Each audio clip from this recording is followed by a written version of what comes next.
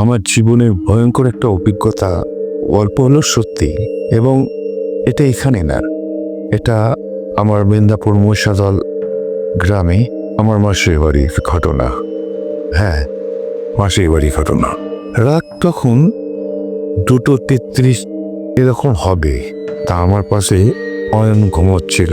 আমার ঘুম হয় না টপ করে, কেন আমি ফোন ঘাঁটি, একটু বই পড়ি এই হিসেবে। তা যাই হোক, গল্পটা আমি বলি।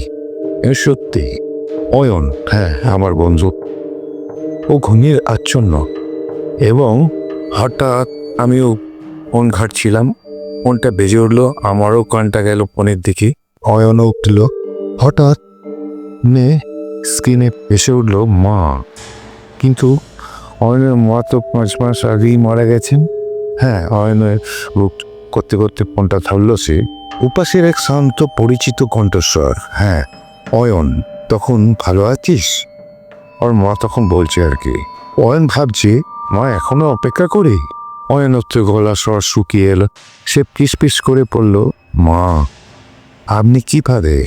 হঠাৎ করে এই লাইনটা থেকে আসতে লাগলো একটা ভয়ঙ্কর খড়গড় শব্দ। তার শোনা গেল এক বিচ্ছদ হাসি। আজ রাতেই তোর জন্য মা এসছে। ফোনটা হাতেই ছিল।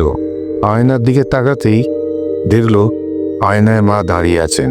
আছে এইটুকুনি, আবার পরের সব